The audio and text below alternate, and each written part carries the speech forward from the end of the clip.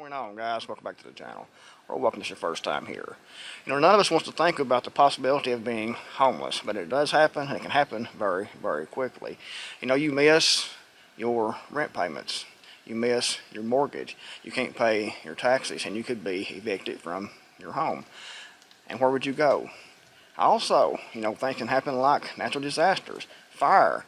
Your house could be blown away, it could be burnt down, it could be flooded and washed away. So many things can happen to make you homeless. You need to think about, what would I do if I lost my home? What would I do if I had no place to live? And it is a scary proposition. I've been there, I've been homeless. I have lived in a car before, I have lived in tents before, I've lived in camper trailers before. I wrote a book about the camper trailers actually. And guys, even having multiple backups is recommended if you can afford it. For example, if you have a pull behind camper and a tent. But at the bare minimum, I think you should have a good tent relative to the size of your family. If you have this as an 8-person tent back here, so if you have 8 people, a tent this size here would be great. If you have just you, then a smaller tent would actually be better because it's easier to put up, easier to conceal, and things like that. But having backups on top of backups to provide shelter over your head to keep you out of the rain and the cold is definitely recommended. A tent isn't the best thing for cold weather, and this one is more of a summer type tent, but they beat being outside in the rain and being outside in the winter. Definitely cut the wind chill factor down. You can buy more expensive tents that you can actually put a small wood stove in, but those are kind of expensive. But if you can afford something like that, then that is actually great. This tent back here was sent to me by Camp Hours, and it seems to be a really good tent. We'll take a closer look at it here in a minute. I put this up by myself. This is an 8-person tent. I put this up by myself in about 30 minutes. If you had 2 people, 3 people to work on this together, you could do it probably in about 10 minutes. I could do it quicker now since I've already did it before. But so far, I've not used this camping or anything like that. I just put this up, but it seems like a great tent. And usually, most of the tents are made about the same type of material, same zippers and things like that. So really, if you in this line here for about $170, $175, if you buy another tent for about the same price, it's going to be pretty much of the same quality. But let's take a look at this tent a little bit closer. As you can see, this is a CP Camp Pros. It's actually a large tent. It has tie downs. It has good windows that zip up to keep the wind out, or you can open those up to let the wind in. It keeps the bugs out. That's extremely important here in my location.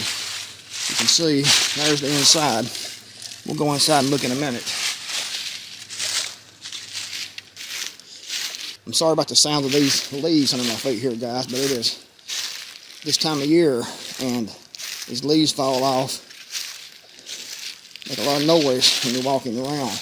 I will rake these up and put these in the compost heap here shortly. As you can see, we still have a lot of the leaves still yet to fall. So there's no need to actually clean this up right now because it's be covered again. But anyway, let's go in the tent here and take a look. The zippers are excellent. You can unzip and have a screen door to keep bugs out and let the wind through when it's warm weather. Same thing with the windows. This here is a privacy curtain, you can see here, but it's not going to offer a lot of privacy because you can see here the top is open. It's open on the sides, but it does beat nothing. Got the little hooks here, like so, and these will come loose. Difficult with one hand. There you go, guys. There's the other part, other room here.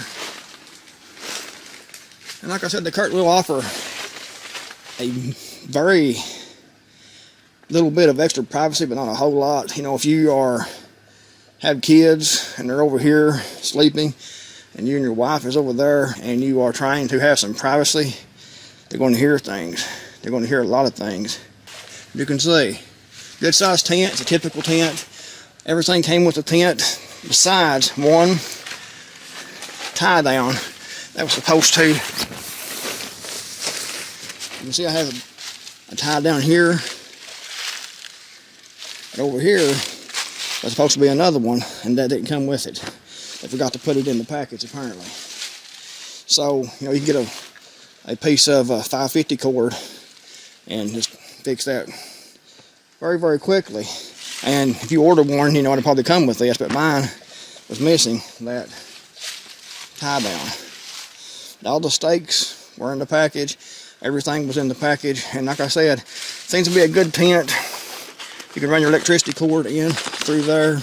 Guys, one night when I was living in a tent, I remember there was a huge snake that had came under the bottom of the tent, and it was actually going through, like under the bottom portion of the tent here. You could see the snake as it was winding its way through up and under and out the other side. And I let it go. You know, I could have killed it. However, I had to shoot through the tent, or would have had to, you know, beat through the tent with something. It might knock the hole in the floor or something like that.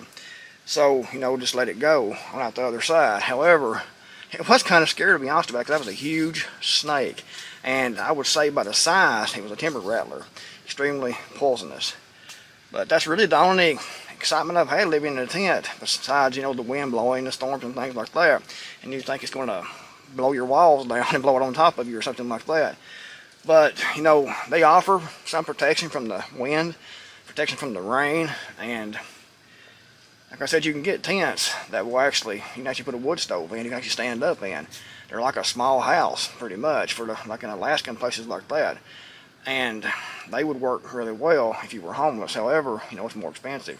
This one right here was $179, and for the price, you know, I think it's a good bargain. I'll put a link in the description box below. You can go check it out if you want, or, you know, go to Walmart, wherever, and try to pick you up one. But Walmart's a big mega corporation. It might be a good thing to support, you know, these smaller dealers who are trying to make a living by selling tents and camping gear and things like that, and prepping gear, for example. Now, guys, what would you do if you was going to be homeless? What would you do if you were homeless now? Do you have a plan? Something happened right now and you lost your home. Do you have a plan? Do you have a place to go? Do you have a place to stay? And like I said, if you can have multiple layers, like for example, your home's your main line of defense against being homeless, honestly. And then if you have something like a camper, pull behind camper, that'd be great. Or even another smaller cabin somewhere, or another piece of land. Most people can't do that. Most people have to have something like a tent. If you can have, you know, a camper and a tent, because who knows, you know, you might lose the camper also. Have to fall back on the tent. But hopefully it never happens, but it's good to think about it and have at least a tent like this put back in case you are home, to keep you and your family out of the rain, out of the wind, until you can find something more stable. If the video was helpful, give it a big thumbs up. Thanks for watching. I'm Creekmore out of here, and I'll see you guys next video, hopefully.